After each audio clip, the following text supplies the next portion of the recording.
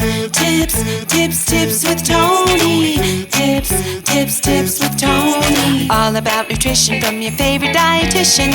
Everything you need to digest in your mind.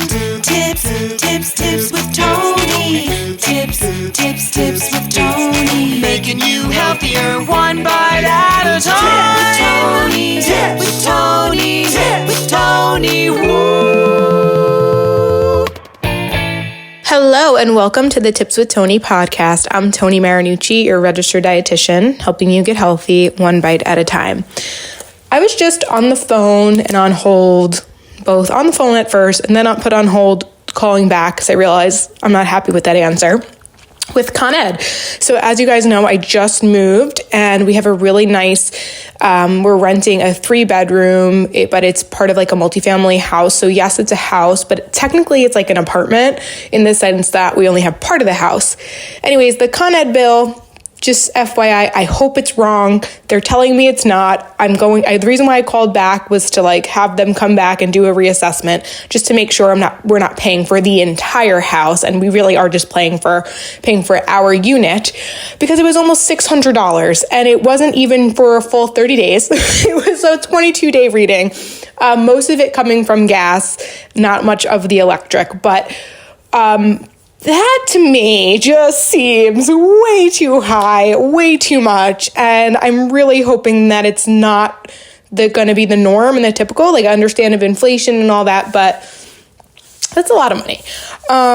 So all that to say, because I like to turn my life into content and it's exciting that I love to, find the beauty in all of the things. I said, I figured, you know what?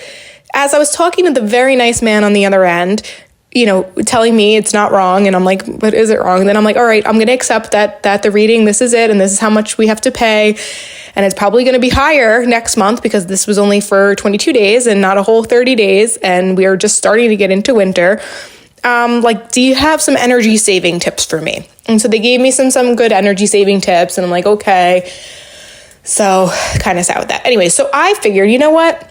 Why not write a post? Or I wrote it, I'm speaking it. It's going to be in all different ways. I'll probably record a video as well about natural ways to boost your energy, right? So he taught me how to save some energy, and I'm sure we all want to save some of our energy. We probably are feeling burnt out, overworked, overtired, and we could really use some more energy in our lives. So I figured, why not teach you some natural ways to boost energy, where a lot of people, I think they go for, more coffee or energy drinks. There's a time and place for everything, but that's not really going to be helpful. And if you really want long-term sustainable energy, well, then listen up.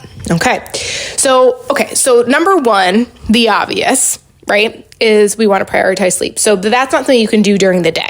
So let's assume that you have a good sleep routine. Okay, let's assume you establish a good sleep routine, yet you're still not feeling energetic during the day, or maybe you don't have a good sleep routine and so you're feeling really tired. So the natural way you can boost your energy is by taking a nap. Now, there's a lot of people who overnap or undernap, so depending on where you're at. A 20 to 30 minute max power nap in the middle of the day will do absolute wonders.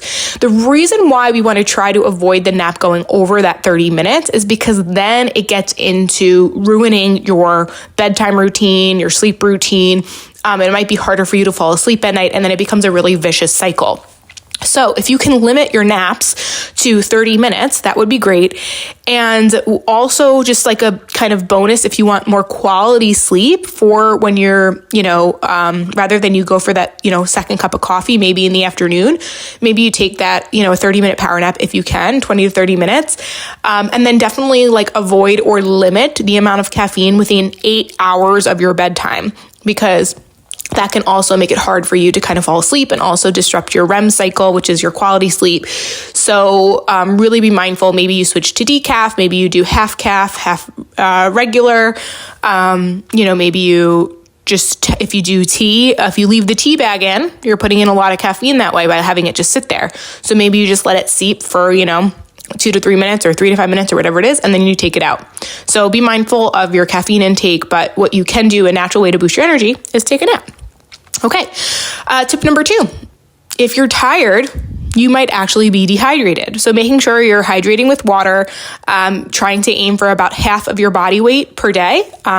That's pretty much the minimum. If you're physically active or you sweat a lot, you want to increase that. But you take your body weight in pounds, divide that by 2, and that's your daily amount of water for the day. If you measure in kilograms, well, it's basically your weight in water, because pounds divided by 2.2 equals kilograms. So it's about the same. Okay. Tip number 3, balancing your nutrition. And I really want to talk about carbohydrates here. But before I do that, calories are a unit for energy, right? So if we're not getting in adequate calories, we're not getting enough energy, and we're going to feel tired throughout the day. We might feel weak, might be difficult to focus, right? So we want to make sure we're getting adequate amount of calories. Now, we also know that if you ever have overeaten, right? So they think about like Thanksgiving or really uncomfortably full, you feel really tired and really sluggish. And that's usually because your body then is just getting so much at one time. It has so much to digest. The priority is to digest the food, but it's difficult for the body to do that. So therefore, it feels really tired and really exhausted. And then there also could be, sometimes when we undereat, it leads to overeating, and usually things that are maybe higher in maybe like sugar or fat. And so what happens is fat carries more calories, so it's harder for your body to digest. It also slows down digestion. And then, sugar, we have that immediate high, and then we have that crash after. So it's potentially could be related to that as well, depending on what you're consuming. But I think for the most part, it just comes down to the amount. If you eat too much, particularly throughout the day, but even within like a session, like within a moment. But the other thing I really think is important to talk about when balancing your nutrition is a lot of people will get rid of carbohydrates, limit carbohydrates, try to go low carb, and that's going to really, not really be helpful for their energy. Carbohydrates are the preferred fuel source by the body, so we want to make sure we're incorporating carbs. However, with that said, if we go with a more like consistent carbohydrate approach, meaning you have a little, like a small piece, maybe about a fist size or like a piece of bread or whatever at each meal, and you have it with some carbs, and when you have it with some fat and protein, your body will then have more stabilized blood sugars, so it won't be this up and down effect, right? Because that downward effect can cause that fatigue and that crash. So you want to make sure that you're having, that's why, if you've listened to Tips with Tony before in our podcast, then that balanced meals, 3 balanced meals a day is what we encourage. We want you to have a meal that has a carb, a protein, a fat, and some sort of color like a fruit or a vegetable. Now, it's not a rule. It's just a guideline, but it's a guideline for many, many reasons. And one of them being it will probably also help your energy. Now, with your carbohydrate source, you want to try to choose the complex carbohydrates most often. These are the ones that contain more fiber. They're natural whole grains. And that's because it will help with that kind of slower release rather than that ups and the downs of your sugar. Okay. So that would be, a great way to naturally boost your energies. For example, maybe having something like an apple in the middle of the day. It's a natural form of carbohydrate. It has natural sugar, but it also, especially if you eat the skin contains the fiber, so it helps that slow release. You could also maybe even pair it with maybe like a cheese stick or some almonds, so that way you have a little bit of fat or protein, and that will really help with your energy as well. Okay, tip number 4, delegate, ask for help, just let it go. This is more so about protecting your mental and emotional energy, because when we are stressed out mentally and we're thinking about everything we have to do, getting everything accomplished on our to-do list, we're obsessing over what's not done, what needs to get done, the dishes in the sink, the laundry, blah, blah, blah. That is pulling from your energy. So the best way to boost your energy is literally just let it go. Ask somebody for help, right? It's okay to ask for help. If that means you have to hire someone to, clean your house that day, ask them to. Or more in that moment, just know that it can wait till tomorrow. You don't have to do the laundry today. It can get done tomorrow, right? Or maybe if something like, say your kid needs their uniform ready for the next day, maybe you just prioritize the uniforms instead of doing I'm just going to do all of it. Whatever it is, the littlest things make the biggest difference. But knowing it's okay to delegate, ask for help, just let it go. It can wait. Make sure that you're not allowing your mental and emotional well-being to like get in this state where it's pulling from your energy. So that's really a great way to even get yourself a little bit of boost, is just like letting it go. It's more of like a mental and emotional release, but it's why things like meditation are so helpful, prayer are so helpful, journaling is so helpful, right? These things that, we encourage at Tips with Tony as a form of self-care, as a form of mindfulness, deep breathing, stuff like that. We do this on purpose because it just helps you to just stress a little bit less. And when we're less stressed, we're less tired. It's just as simple as that. Okay.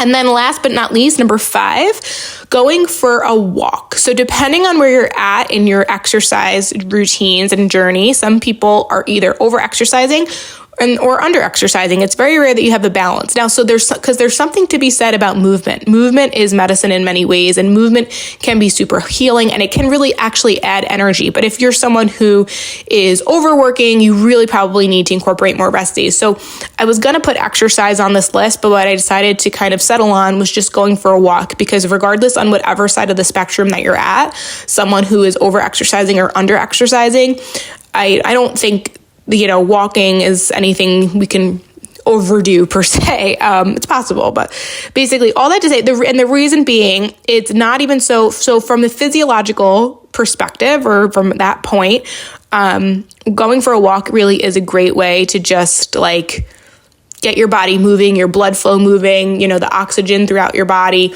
That is going to help you feel like you have a little bit more energy.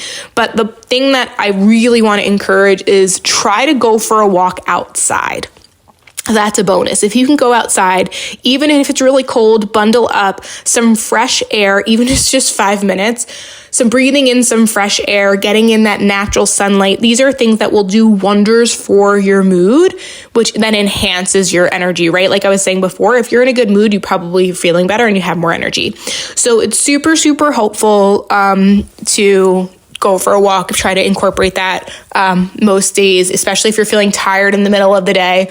If you can, rather than going for that cup of coffee, maybe grab yourself a healthy, balanced snack, drink some water, go for a walk, even do a little power nap, right? That 2-3 o'clock hour, knowing, just let it go. The dishes are in their sink, whatever. Like, you could have done all 5 of the tips that I just went over.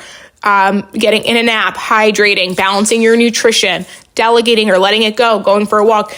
That you can literally do. You don't have to do all 5 of these, but if you were to do that in the middle of the day, rather than go for that second cup of coffee at like 2-3 o'clock, and instead you have a balanced snack, you chug some water, maybe you take a little power nap or which way you want to do it. Then you go for a little bit of a walk and you just let go or delegate or ask someone for help for the thing that you felt like you quote unquote should or needed to do at 2-3 o'clock. That will literally change your life. It is so, so powerful. You will sleep better. You will breathe better. You will stress less, and you will have more energy.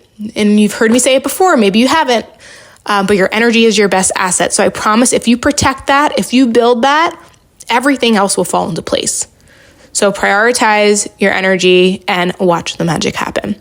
All right, guys, that is it for me today. Thank you so much for listening. If you enjoyed this episode, take a screenshot of it, share it on your story, tag me at tips_with_Tony with an I, send it to a friend, write a review if you want. That would be amazing. Give it 5 stars, write a review. That would really, really help a ton. Thank you so much for listening. As always, I'm Tony Marinucci, your registered dietitian, helping you get healthy one bite at a time.